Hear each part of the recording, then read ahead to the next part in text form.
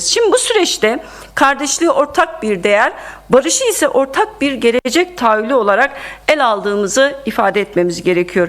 Tüm katılımcıların farklı perspektiflerden de olsa aslında Kürt sorununun demokratik çözümü konusunda söz söylemiş olmaları, sorunun çözümüne katkıda bulunmuş olmaları da bize barış zemininin mümkün olduğunu ve bunun ipuçlarını, yol haritasını da bugün bu ipuçlarını buluşturarak, bu yol haritasını görünür kılarak aslında ortaya çıkan iradeyi bir bütünlüğe kavuşturmak ve bu bütünlük içerisinde de yeniden kağıda dökerek, aslında rapora dökerek yeni bir aşamayı da taçlandırmak gerektiğini ifade edelim. Tam da bu noktada toplum nezdinde yeniden, özellikle de Kürt halkı nezdinde yeniden başa dönecek hiçbir tartışmaya, konuşmaya mahal vermemek gerektiğini söylememiz gerekiyor. Sanki bu komisyon kurulmamış gibi, sanki 20 toplantı yapılmamış gibi, sanki bu çatının altında Kürt sorunun demokratik çözümünün kök nedenlerine ve çözüm önerilerine dair hiçbir öneri yapılmamış gibi bir yaklaşımdan uzak durulması ve raporun böyle bir anlayıştan uzaklaşarak yazılması gerektiğinin altını çizmek isterim. Şimdi bu mesele ne bir partinin seçim ajandasına sıkışabilir ne de belirsiz bir geleceğe ertelenebilecek bir meseledir. Bugün çözümsüzlükte ısrar eden her tutumun, her yaklaşımın bizlere, memlekete büyük kaybettireceğini, memleketin huzurundan, gençlerin geleceğinden çalacağını da ifade etmemiz gerekiyor. O anlamıyla sadece sonuçlarda ortaklaşmak yetmez. Aynı zamanda hep beraber bir kez daha dönüp nedenlere bakmamız, nedenleri iyi tespit edip nedenler üzerinden de çözüm önerileri geliştirmemiz gereken bir dönemde olduğumuzu ifade edelim. O anlamıyla bir kez daha söylemekte fayda olduğunu düşünüyoruz. Kürt sorunu anayasal yurttaşlık sorunudur. Hukuk, adalet ve insan hakları sorunudur. Çözümü de ancak bütün bu başlıklarda önemli adımlar atılarak giderilebileceğini söyleyelim. O anlamıyla Kürt sorunu bir güvenlik sorunu olarak ele alan yaklaşımların, Kürt sorunu bir terör sorunu olarak ele alan yaklaşımların çözümsüzlüğü derinleştirdiğini ifade etmemiz gerekiyor. O anlamıyla Kürt sorununu ne terör sorununa indirgemek ne güvenlik sorununa indirgemek aslında bizi ilerletmeyecek, bir yere götürmeyecektir. Büyük bir kısır döngü yaşamamıza da neden olacaktır. O anlamıyla bu raporun, kaleme alınacak raporun ortak geçmişin yaralarını sarmayı ve geleceği demokratik güvencelerle yeniden inşa etmeyi amaçlaması gerekiyor. Ortak bir dil kurarak sorunun adını da açıkça koymamız gerekiyor. Yani eşyayı adıyla çağırmamız gerekiyor. Barış ancak sorunun siyasal ve hukuki niteliğini dürüstçe kabul ederek yol alınabilecek ve inşa edilebilecek bir başlıktır. O anlamıyla siyasal ve hukuki niteliğini sorunun reddeden bir yaklaşımın süreci ilerletmeyeceğini, derde derman olmayacağını da ifade etmemiz gerekiyor. Şimdi söyleyelim, bu kabulün yani hem siyasal ve hukuksal niteliğinin kabul edilmesinin, ortaklaşmanın sağlanmasının bu konuda Kürtlerin ve tüm Türkiye halklarının onurunu ve eşit yurttaşlık talebini sağlamak yönündeki en önemli eşiklerden birinin aşılmasına da vesile olacağını ifade etmek gerekiyor. Evet, yani siyasal ve hukuksal nitelik Kürt sorununun olmazsa olmaz niteliğidir ve bunu özel olarak altını çizmemiz gerekiyor. Onun için bu mesele sadece bizler açısından bir rapor yazma meselesi değildir. Demokratik çözümü kurumsallaştıracak cesareti göstermek ve bu ortak iradeyi somut adımlarla güçlendirmektir. Toplumun ihtiyacı inkar değil, yüzleşmedir. Erteleme değil, çözümdür. Dışlayan, öteleyen değil, kapsayan, bir arada tutan bir dil, dar siyasi hesaplar değil, ortak, demokratik bir gelecek perspektifidir. Bunu söyleyelim. DEM Parti olarak bir kez daha kaleme alınacak raporun bütün bunları gözeten bir anlayışla ret ve inkarcı akıldan uzak, kapsayıcı, sorunu çözücü ve sürece katkı sunacak bir perspektifle yazılması gerektiğini ifade edelim. Bilindik ezberleri tekrar ederek bir yere varmayacağımızı hepimiz biliyoruz. Tarihimiz bunun örnekleriyle doludur. Değerli basın emekçileri, bu hafta meclisin gündeminde Milli Parklar Kanunu var. Biliyorsunuz Ekim ayında meclis açıldığından beri bitmeyen bir trafik kanunuyla uğraştık ve ne yazık ki uzun bir zamana yayılarak toplumun hiçbir ihtiyacını görmeyen, Türkiye'deki trafik sorununu çözmeyecek bir yasayı cezaları çok çok arttıracak bir şekilde toplumun da aslında infial oluşturabilecek bir yasaya karşı zamana yayarak AKP iktidarı genel kuruldan bütün itirazlarımıza, eleştirilerimize rağmen geçirmiş oldu. Şimdi bu yasa yapma anlayışı, zamana yayan, topluma karşı yasa yapan anlayışı, derde derman olmayan yasa yapma anlayışının Milli Parklar Kanun tasarısında da olduğunu görüyoruz. 10 Ekim'de meclise sunulmuştu. 15 Ekim'de komisyondan geçti. Bu hafta da genel kurula gelecek ve bu teklifin içerisinde 2872 sayılı Çevre Kanunu, 2873 sayılı Milli Parklar Kanunu, 4915 sayılı Kara Avcılığı Kanunu ve 375 sayılı kanun hükmünde kararnamede değişiklik öngörüyor. Peki bütün bu mevzuatın güncellenmesinin gerekçesini bize diyorlar ki doğa koruma mevzuatını güncellemek istiyoruz. Kimin lehine? Niçin? Bu sorunun en kritik soru olduğunu düşünüyoruz. Bu mevzuatların güncellenmesi doğanın lehine değil, milli parkların lehine değil, doğa varlıkların korunmasının lehine değil. Aksine bütün bu milli park alanlarını ticari bir alana çevirmeye, buraları sermayeye peşkeş çekmeye dönelik olduğunu ifade etmemiz gerekiyor. Şimdi gerekçede Türkiye'de korunan alanların sayıları, ziyaretçi istatistikleri ve yılda yaklaşık 70 milyonluk ziyaretçi sayısı özellikle vurgulanıyor ve ardından daha fazla ziyaretçi içinde altyapı, üst yapı tesisleri ve korunan alan koridorlarından söz ediliyor. Şimdi burada açık ve net milli parkların aslında ziyaretçi sayısının artması milli park vasfını yitirmesine dönük bir şeydir. Yani buralara sürekli insan sirkülasyonu göndermenin kendisi koruyan bir şey değildir. Aksine doğayı bir meta olarak gören, oradan para kazanmaya çalışan, her şeyi sermayeye, ranta tahvil etmeye çalışan bir anlayışla kaleme alınmış bir yasayla karşı karşıyayız. Oysa ki ziyaretçi sayısının ekosistem üzerinde yarattığı tahribatın görülmüş olması gerekiyor. Her ziyaretçinin bıraktığı ayak izinin orada yarattığı tahribatın görülmesi gerekiyor. Burada çözüm daha fazla ziyaretçi, daha fazla tesis, daha fazla altyapı ve üst yapı tesisi yapmak değil, aksine bütün bu yükü geriletmek ve gerçek anlamda bu doğal alanları korunması gereken milli parkları korumak olduğunu ifade edelim. Şimdi burada artık bir ekonomik faaliyetin konusu haline geldiğini görüyoruz Milli Park Kanunu'nun kendisinde. Yani burada bütünlük, ekosistemin bütünlüğünü korumaya dönük bir anlayış yok. Biz buna karşıyız. Sadece bu da değil, enerji, doğalgaz ve termal su gibi faaliyetlere de izin veriyor bu yasanın kendisi. Yani korunan alanlar hem turizme açılıyor hem de enerji ve altyapı tesislerinin yapılmasına cevaz veren bir yasa. Bunları doğru bulmuyoruz. Bunu tam olarak AKP iktidarının bugüne kadar doğa düşmanı politikalarının gerçekten önemli eşiklerinden birisiydi. Geçmiş dönemde sonbaharda da zeytin yasasını hatırlıyorsunuz, konuşmuştuk. Bütün bunların doğa karşıtı olduğunu, doğal yaşamı tahrip ettiğini, her yere maden gözüyle bakan, her yere rant alanı olarak bakan, her yerde döner sermaye geliri olarak aslında kayıt almaya çalışan bir anlayış olduğunu görüyoruz. Şimdi burada özellikle de acil ve kamu yararı deniliyor. Şimdi biz bu acil olanın ve kamu yararı olanın ne olduğunu gerçekten sormak istiyoruz. Kim için acil? Ne için acil?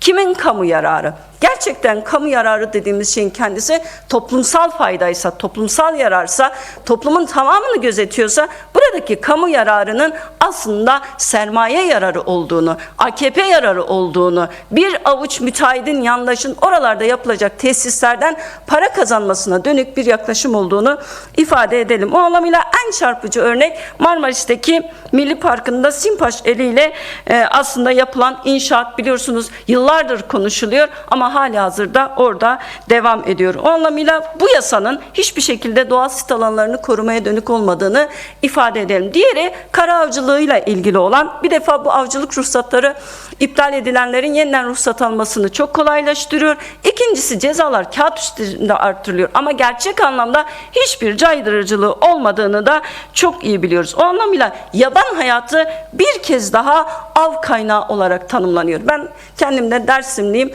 Dersim'de bizim orada Hızır'ın davarları da denilen aynı dağ keçileri kutsaldır ve yerli halk asla ama asla bir kurşun sıkmaz, onları yok etmez ve onlara bir kutsal gözle bakar. Ama bakın, bu avcılık faaliyetleri nedeniyle bir inançta, bir bölgede kutsal olan hayvanlar bile, dağ keçileri bile o avcılar tarafından gelinip katledilebiliyor. O anlamıyla buradaki sorunun çok büyük olduğunu, hayvan haklarını ihlal ettiğini, doğal yaşamı ihlal ettiğini, bir inançsal tahribata bile yol açabilecek bir düzeyde olduğunu ifade edelim ve bu yasaya karşı sonuna kadar muhalefet edeceğiz. Onu da söyleyelim.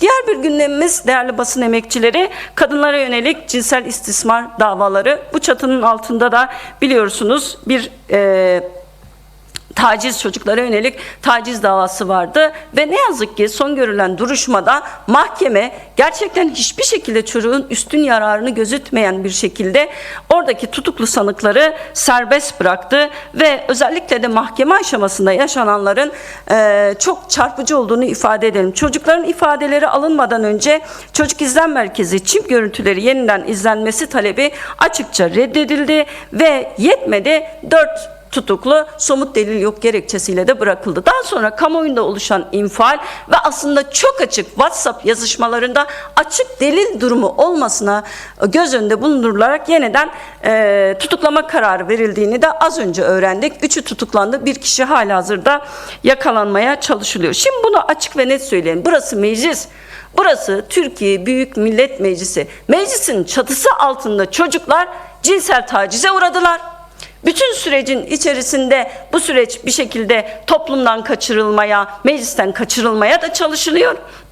Ve yetmedi, yargılama aşamasında bildiğimiz Türkiye ezberi, yani kadına ve çocuğa yönelik suçlarda faili koruyan, faili aklayan, bütün delil durumlarını mağdur aleyhine değerlendiren bir yargının yeniden devreye girdiğini görüyoruz. Ya bir çocuğa WhatsApp mesajlarında, ben burada tekrar etmek istemiyorum, açık ve net bir şekilde sarkıntılık yapan, cinsel taciz suçu işleyen kişilerin delil yok diye bırakılmasını ben toplumun vicdanına havale ediyorum. Bu meclisin çatısında altında olan, buna göz yuman yargının toplumdaki diğer davalara yaklaşımını, kadına ve çocuğa yönelik cinsel suçlar ve istismar vakalarındaki karenesini de hep beraber sanırım tahmin edebiliyoruz. Peki sadece bu mu? Hayır. Bakın, Ağrı'da Güler Özkan 20 günlük bebeği kucağındayken diğer çocuklarının yanında kaç defa şikayet ettiği eşi tarafından katledildi. Peki Güler Özkan ne yapmıştı? Tam 7 kere başvuru yapmıştı. 7 kere koruma talep etmişti. 7 kere benim yaşamım tehdit altında demişti. Ama buna rağmen bu devlet, bu kurumlar, Adalet Bakanlığı, İçişleri Bakanlığı, Aile ve Sosyal Hizmetler Bakanlığı Güler Özkan'ı koruyamadı. Neden koruyamadı? Çünkü kadını korumak gibi bir dergi de yok bu kurumların. Çünkü gerçekten kadına yönelik şiddeti masaya yatıran, çoklu bir stratejiyle bunun önüne geçmeye çalışan kurumsal bir perspektifi yok. Kadına yönelik şiddeti hala münferit olarak göstermeye çalışan, istatistiklerle oynayarak kadına yönelik şiddeti aşağıya çekmeye çalışan bir anlayışla karşı karşıyayız. Oysa ki biz bunu biliyoruz. Bu bir politik sorundur. En temelinde de iktidarın kadına ve çocuğa yönelik bakış açısı yatmaktadır. Kurumların kadına ve çocuğa yönelik bakış açısı yatmaktadır ve bu konudaki bütün sorumluluğun sadece faillerde, Güler Özkan'ı katleden ya da Özbekistanlı Durdun Kohokimava'yı katleden de olmadığını iyi biliyoruz. Bütün bunlara yol veren, cevaz veren ve cezasızlıkla ödüllendiren anlayışın ve sistemin bizzat kadınların katili olduğunu ifade edelim. Bu anlamıyla kadına yönelik şiddet asla ve asla münferit değildir. Erkek şiddeti münferit değildir. politiktir ve bu şiddet kadınların yaşamını değersizleştiren, onları güvencesizliğe iten, koruma mekanizmalarını işletmeyen sistemin sonucudur. Açık ve net söyleyelim. Bu kadın cinayetlerindeki koruma yükümlülüğünü yerine getirmeme konusunda Aile Bakanlığı'nı özellikle uyarmak istiyoruz. Bakın, bir Aile Bakanlığı, Kadın Bakanlığı, adı değişti Aile Bakanlığı, kadına yönelik şiddeti pas geçiyor, görmezden geliyor.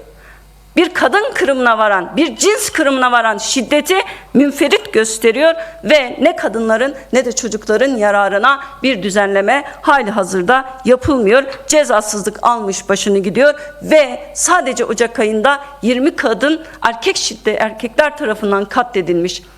Bunlar görmezden geliniyor. Biz burada bunları söylemekten utanıyoruz. 21 istatistik değil, 21 sayı değil. 20 insandan, 20 candan, 20 kadından bahsediyoruz. 20 yaşaması gereken insanın erkekler eliyle katledilmesinden bahsediyoruz. Ama Aile Bakanı bütün bu sürecin seyircisi, İçişleri Bakanı bu sürecin seyircisi. Evet, değerli basın emekçileri, bütün bu şiddet meselesinin aynı zamanda başka yan faktörlerle de beslendiğini biliyoruz. Bugün ekonomik yoksulluğun kendisi aslında bu şiddeti besleyen nedenlerden birisidir. Bugün siyaset dili şiddeti besleyen nedenlerden birisidir. Bugün televizyon, medya sektörü şiddeti besleyen, teşvik eden nedenlerden birisidir. O anlamıyla büyük politik bir dönüşüme, zihinsel bir farkındalığa ve gerçek anlamda şiddetle çoklu mücadele araçlarına ihtiyacımız olduğu açık ve net.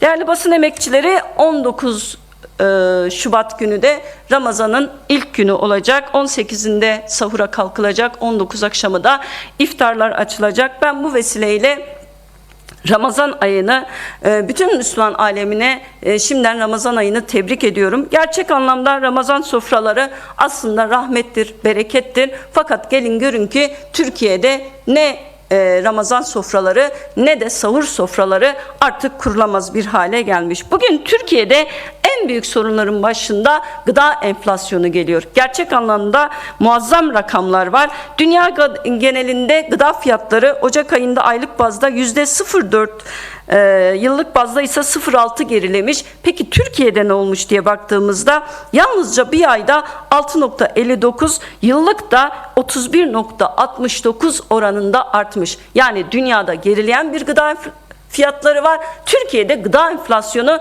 birinci rekora koşuyor. OECD verilerine göre gıda enflasyonunda Türkiye birinci sırada. İkinci sırada kim var? Estonya. Peki Türkiye hangi oranla birinci sırada? Ona da bakalım. %28,3 açık arayla en yüksekte. Dünyadaki gıda enflasyon oranı ne? 3,9. İkinci sırada Estonya var. Estonya'nın oranı 5,6. Görebiliyor musunuz? Yani 28,3 ile 5,6 ikinci en yüksek ülke arasındaki farkı. Neden böyle oldu? AKP iktidarının yanlış politikalarına. Şimdi diyorlar ya, küresel gelişmeler, tedarik zincirinin bozulması, pandeminin olması, bölgesel gelişmeler. Hayır efendim, sizin yanlış politikalarınız. Sizin toplumu görmeyen, üreticiyi görmeyen, çiftçiyi görmeyen, bugün çiftçiyi, üreticiyi üretimden koparan politikalarınız, ithalata bağımlı tarım politikanız, yerli üretimi desteklememeniz bugün gıda enflasyonunun en temel nedenlerinden birisini oluşturuyor. Girdi maliyetleri artıyor. Gübreden tutalım yakıta kadar, mazottan tutalım da işte yeme kadar bütün girdi maliyetleri artıyor ama üretici ürettiğini maliyetine bile satamıyor. Zararına satıyor, çarkı çevirmeye çalışıyor, borçlanıyor, traktörünü hacize veriyor, tarlasını hacize veriyor, yetmiyor evine hacize veriyor ki bütün bu borç sarmalından kurtulabilsin. Peki bunu gören var mı? Hayır, yok. Gün geçtikçe üretiminden düşen bir toplum gerçeğiyle karşı karşıyayız. Ve bugün stratejik risk nedir derseniz, ülkenin önündeki en büyük güvenlik riski nedir derseniz gıda güvenliğidir. Evet, üretimden düşen bir toplum, kendisine yetemeyen bir toplum, ithalata bağımlı bir üretim ya da gıda zinciriyle karşı karşıya kalan bir toplumun çok büyük bir risk altında olduğunu ifade etmemiz gerekiyor. Şimdi bu bütün bu girdi maliyetlerin artması gıda enflasyonu, enflasyonu ve diğer toplamında bir yoksulluğu getiriyor. Şimdi değerli arkadaşlar, pide fiyatlarına bakalım. Ramazanın simgesidir. Herkes sahurda da, iftarda da bir pide almak ister. Peki 250 gram Ramazan pidesi ne kadar? 25 lira. 350 gram pide ne kadar? 35 lira. Sadece sahur ve iftarda toplam 4 pide tüketildiğinde bir günde 100 lira, ayda yaklaşık 3.000 liralık bir pide parasına denk geliyor. Yani yalnızca pide için asgari ücretin %11'ini harcaması gerekiyor asgari ücretlinin. Bunun yanında sofraya koyacağı peynire, zeytine, diğer ete falan hiç girmiyoruz bile. Çünkü zaten pide ile aslında maaş erimiş oluyor ya da zaten pide bile alamayacak bir durumun kendisi var. Şimdi Diyanet İşleri Bakanlığı fitre miktarını açıkladı. Fitre nedir biliyorsunuz değerli arkadaşlar? 2 öğün yemeğin ücretine denk geliyor. Ne kadar demişler? 240 lira. Peki bu hesaba göre bir kişinin 3 öğün yemek masrafı ne kadar? 360 lira. 4 kişilik ailenin bir günlük beslenme miktarı ne kadar? 1440 lira. Aylık beslenme bu 4 kişi toplandığında ne yapıyor? Fitre oranına göre 43.200 lira. Asgari ücret nerede? 43.200 lira nerede? Diyanet İşleri Bakanlığı diyor ki aslında ey Mehmet Şimşek, ey AKP iktidarı, siz yalan söylüyorsunuz. Bu ülkede enflasyon düşmüyor. Bu ülkede asgari ücretli geçinemiyor. Sadece pide fitre miktarı üzerinden bile aslında asgari ücretin nasıl yoksulluk sınırının çok altında kaldığını açık ve net gösteren bir şey. Bunu biz söylemiyoruz. Diyanet İşleri Başkanlığı söylüyor.